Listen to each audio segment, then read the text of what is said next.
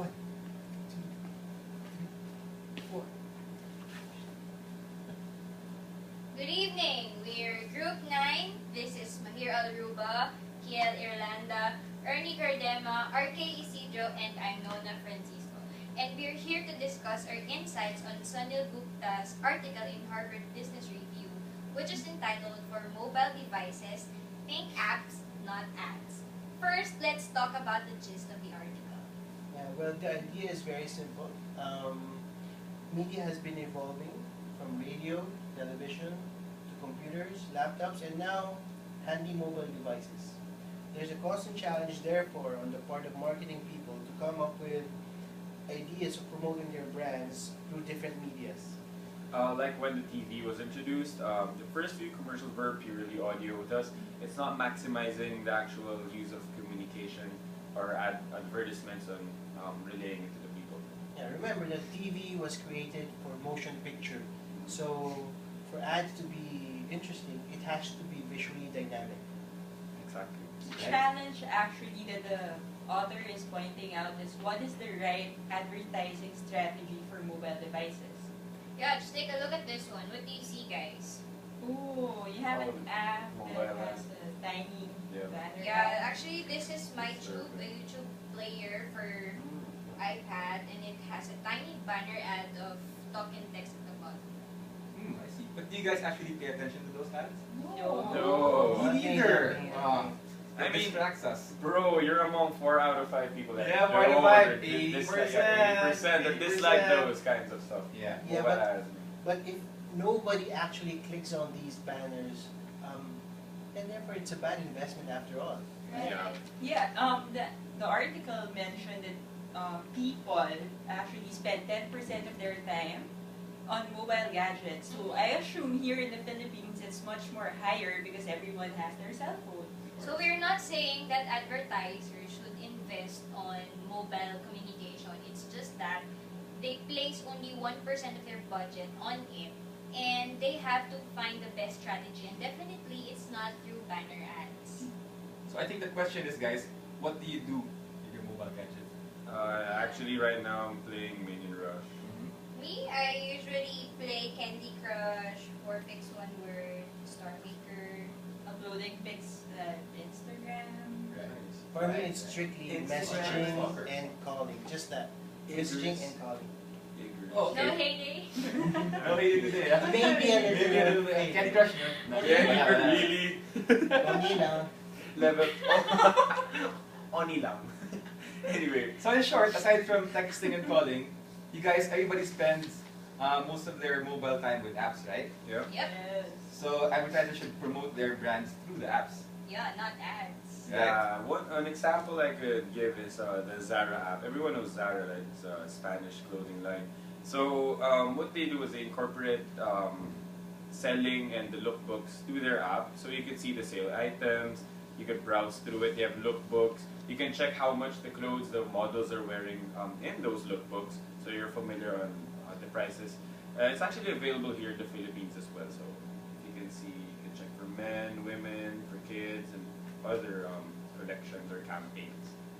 Another example I can think of is the app by Film Life. So at the same time that you're teaching the value of having a life insurance policy in place, it's actually a great way of recognizing the brand, Film Life. So it's teaching and at the same time telling everyone the Advertising. company exists as well. Yeah, interestingly, did you know that even Pinoy Lotto has its own app Really? too? Yeah, That is it's cool. available on iTunes. You can actually see if you won because the results are updated real time. But does it have an impact on sales? Well, if an app is actually a sales channel or if it requires purchases, then it's profit generating. In South Korea, for example, HomePlus launched an app for grocery delivery, and then it actually increased their profit by 130%. Yeah, and HomePlus actually positioned themselves very well. As the author suggested, advertisers should offer apps that actually add value to consumers' lives and ensure long-term engagement. So HomePlus offered convenience in shopping and it's unique compared to its competitors. Actually, apps are also good if they provide social value. Like for example, Facebook now allows users to send Starbucks gift cards rather to their friends. Okay, and app should also offer incentives as well, like video deal finder, right?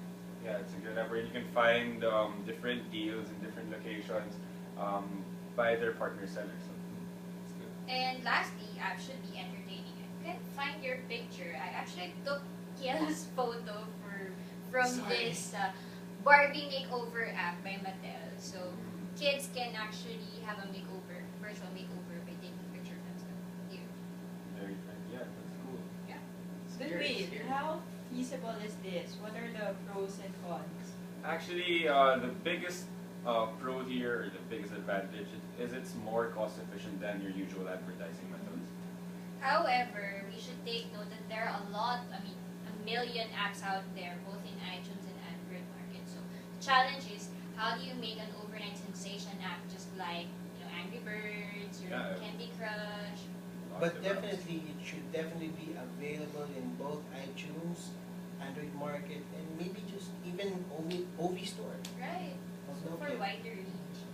Okay, we've had a very meaningful discussion, and let us just cap this night by sharing your idea of an app for your company or for your brand. Or if you have an existing app already, you may want to share it to the group. Okay, so I'll start.